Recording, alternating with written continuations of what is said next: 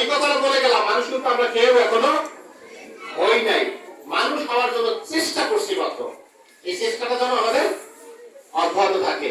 তোমাদের স্যারদেরকে দেখলে সালাম দিবা, বাবা মায়ের সাথে কখনো মিথ্যা কথা বলবে না, সঠিক কথা সত্য কথা বলবা।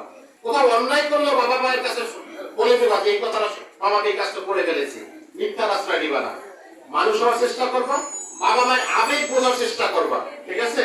তোমরা এখানে 88 জন শিক্ষার্থী, তোমরা পঞ্চম শ্রেণী থেকে ষষ্ঠ শ্রেণীতে যাবা। তোমাদের অনেক স্যারেরা, হাই স্কুলের স্যারেরা অনেক সুন্দর সুন্দর গিফট নিয়ে এসেছে। তোমরা দেখবা পরবর্তী জায়গাটা যেখানে ভালো হবে, তোমাদের জন্য মানুষ হওয়ার জন্য যে জায়গাটা ভালো, তোমরা সেই জায়গায় যাবো। তোমাদের উত্তরে তো মঙ্গল কামনা করি, তোমরা ভালো হও, ঠিক আছে? তোমাদের এই যে বিশেষ স্যারে আছে, অনেকদিন পরে আসছে, ঠিক আছে? দেখো এই স্যারে গেছে প্রায় 1 বছর হয়ে গেছে। সে কিন্তু একটা প্রাক প্রাথমিক শিক্ষার্থীর বাচ্চার নাম বলতে পারছে, পারছে না?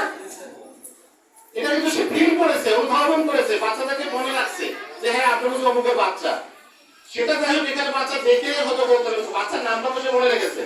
সে আমাকে আগে বলতো, স্যার আমি অনেক বাচ্চার নাম জানি, 5 এর বাচ্চাদের নাম জানি, 4 এর বাচ্চাদের নাম জানি, প্রাপ্ত শিক্ষার্থীদের বাচ্চা। শিক্ষক এমনই হতে হবে।